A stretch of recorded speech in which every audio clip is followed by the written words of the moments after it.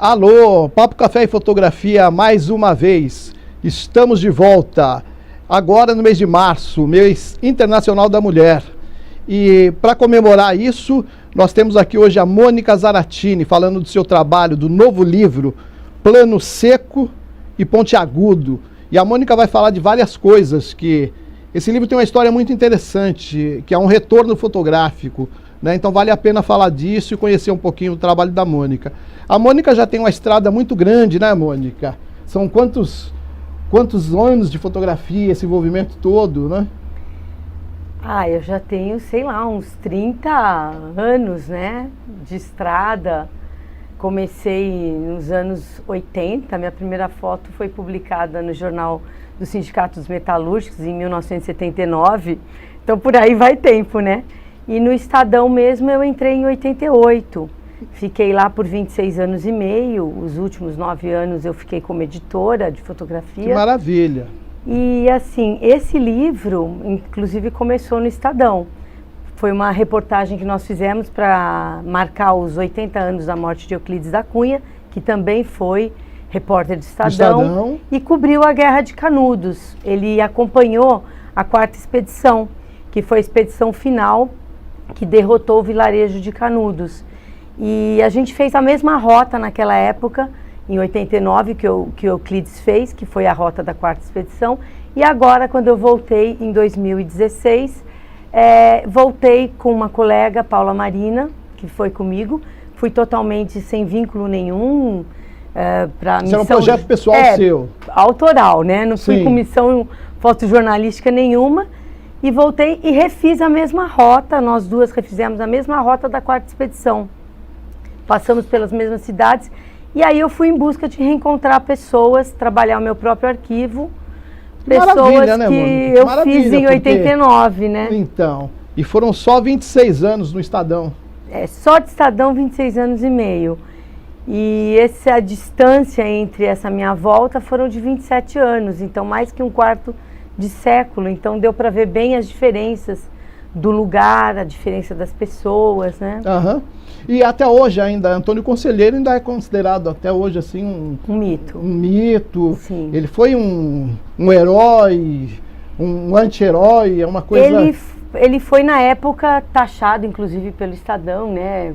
Taxado como uma pessoa muito monstruosa, um fanático. E, na verdade, ele organizou o vilarejo, né? Olha, eu tenho aqui até essa imagem que mostra aqui em 89, eles erguendo estátua do conselheiro, e você vê já em 2016 grafites do conselheiro, quer dizer, se modernizou. Mas, assim, ele organizou o vilarejo, né?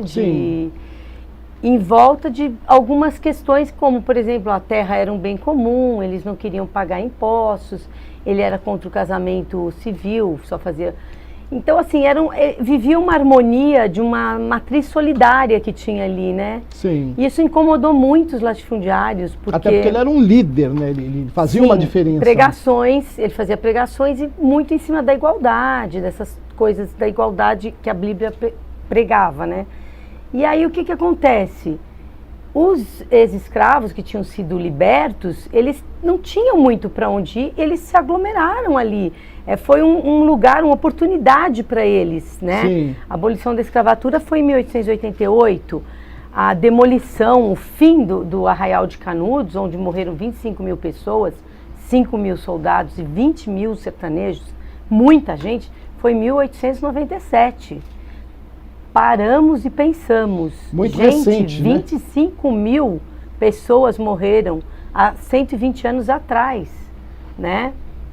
Então, assim, o mito permanece até hoje, porque ele foi um cara que tentou, naquele lugar, que era uma fazenda desocupada, ocupou aquele lugar, montou um vilarejo onde a terra era um bem comum, onde tudo que se produzia era dividido entre as pessoas. E depois foram taxados de ser uma milícia, né? Foram taxados de, assim, serem contra a república que tinha sido implantada, que eles queriam que voltasse a monarquia, mas, na verdade, eu acho que o que incomodou mesmo mais foi essa questão da solidariedade entre eles, né? E no final, nos últimos dias de guerra, só tinham um homem e um menino lutando. assim, no final de Canudos, assim, no último dia, né? Não, eu não sei. Esse detalhe eu não conheço essa parte, não. No último Mas dia, eu sei assim, que ficou foram de pé um homem e um massacrados. menino que ainda estavam lutando, porque eles já haviam todos sido massacrados. Né? Foi um massacre muito grande. Depois eles tiraram as mulheres, as crianças de lá. Tem uma foto até histórica das crianças, as mulheres, assim, todas com muito medo. Deixa eu ver essa foto do livro pra gente, por favor. Não, né? aqui, ó, por exemplo, esse começo do livro, né, a primeira guarda, né, que a gente fala, esse lugar aqui do açude é onde era o arraial.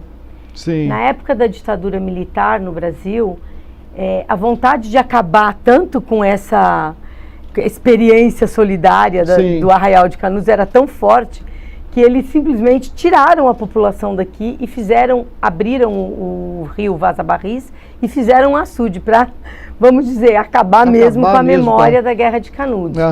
E assim, Pode soltar aquela foto que você tem aí, ele tem algumas fotos lá? Quando eu fui para lá, então, por exemplo, Dona Josefa, eu fotografei Dona Josefa em 89? Em 89, né? E depois eu fotografei ela em agora 2016. E aí seria bom se mostrássemos essa parte, se ele voltar para esse pedaço, só para entender o conceito do livro, né? Ali está. Isso, que eu fiz essa fotografia da Dona Josefa. E ela era, na época que eu encontrei em 89, ela foi uma líder, né, de movimentos por igualdade, por divisão de terra, né? E agora eu encontrei ela lá, foi muito interessante, porque eu encontrei uma mesma casa que tinha piso no chão, não era mais de terra batido. Ao invés dessa luz de candeeiro, eles já tinham luz, inclusive tinha internet. Internet na área rural. Na área rural, né? Muito interessante isso. E a Dona Josefa foi uma fundadora da escola agrícola. A neta dela estava se formando em agronomia. Então achei muito interessante isso, de você ter essa passagem de tempo, né? E que você vê que realmente esses anos todos das cisternas que foram colocadas lá, então tem essa foto que eu vi uma realidade muito diferente. Então lá, quando eu fui a primeira viagem, muitas crianças, mulheres lavando roupa em açudes e rios. Sim. E hoje já mudou completamente. Essas cisternas, elas fazem uma intervenção abrupta, né? Ali tem a foto, inclusive. No sertão, porque você vê assim, parece um disco voador. Essa que está na foto, ela também você reencontrou agora? Não, essa menina nenhuma delas não reencontrei, não. Tá. Eu reencontrei essa outra lavadeira, que foi a lavadeira Eleni, que muito engraçado, porque quando eu fotografei Dona Eleni, eu tinha 3 anos mais que ela, né? Então eu me sentia tão mais velha que ela parecia uma menina, né? Sim. Quando eu reencontrei agora a Dona Eleni, eu me sentia mais nova que ela, para você ver como o sertão judia, Sim, o sertão, né? O sol, mais, né? A caatinga judia. Sem dúvida, o Mas sertão assim, vai ser... e a própria vida naquele local também, né? As pedras ali são outras, né, que se encontram no local desse. Agora, incrível, porque ela me disse, agora eu tenho geladeira, eu tenho luz, eu tenho televisão. Então, são conquistas, eu tenho minha cisterna, eu não preciso mais e ir são lá conquistas lavar, que nós não valorizamos. Lavar roupa, né, num lugar que, inclusive no livro do Sertão, dos Sertões, que Euclides da Cunha descreve esse lugar, chamava Quirinquinquá, que eram assim plataformas assim onde a chuva conseguia fazer pequenos poços e onde eles paravam com os cavalos e com os animais para beber água e para eles mesmos descansarem até chegar no local da guerra. Então esse local muito interessante que a gente encontrou ela lavando roupa. Na época da guerra foi um lugar de parada dos animais, né? E agora é um lugar que a gente foi ver, que eles levaram a gente, E você olha aqui, é um lugar que ninguém praticamente vai mais, né? E existe assim, existe um turismo em cima dessa de Canudos? Olha, As pessoas têm interesse? Sim, tem. Inclusive aqui, foi muito interessante esse menino aqui, ele é guia turístico. Tem um Instagram maravilhoso, Jamilson.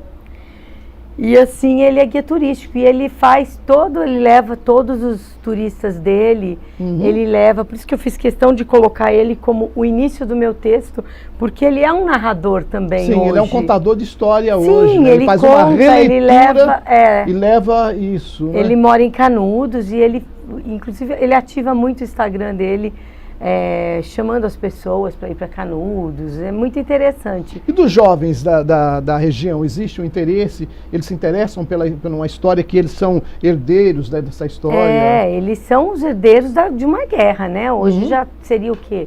A quarta, quinta geração. Eu senti, assim, por exemplo, as pessoas que eu encontrei, como o Jamilson e outros jovens que eu encontrei lá, eu senti sempre muito interesse e ainda a lembrança. Pode soltar algumas fotos, vai né? soltando algumas fotos Mas assim, tem um museu lá em Canudos, tem vários lugares. Em Velha Canudos, onde é esse local que eu falei para vocês da guerra, né? Lá tem também um museu com objetos de guerra, as lembranças. Então eles procuram, eu acho que manter, sim, essa. Mas não existe um turismo institucionalizado, assim, com direcionamento para as pessoas irem lá, hospedagem? Assim, que eu tenha visto direcionado muito, não. A gente encontrou esse guia, esse menino, que ele tem várias guias turísticos lá que levam, e aí, assim, sabe, acho que contam a história da guerra. Mônica, por exemplo, o Estado não tem interesse em não percebi muito, não. A Bahia, né? Acho que não tem interesse em evidenciar essa história. Não percebi muito, né? Não. Assim, porque poder se público. 20 e tantos anos depois você volta, ainda está assim tão cru, tão. Né? Assim, eu não percebi muito, mas percebi que ainda essa lembrança, esse mito do Antônio Conselheiro, do Arraial, da guerra, ele permanece. E assim, foi uma das coisas que eu queria mostrar que tem no livro. O livro tem 3 tempos, né? O tempo das fotos de 89, quando eu fui, que eu fiz na época. Pautada pelo jornal. Foram fotos bem documentais e fiz com um filme analógico, 3x. E voltei agora.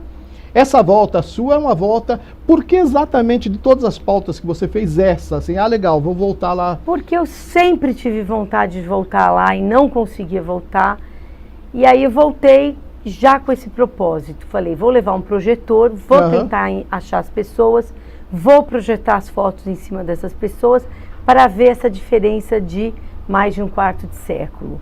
E levei também 3 rolos de filmes que eu tinha infravermelhos, guardado mais de 25 anos na minha geladeira, fiz várias mudanças de casa. Mas o e filme esses filmes continuaram permaneceram comigo, que você vê a diferença deles, assim, eles são bem granulados, né?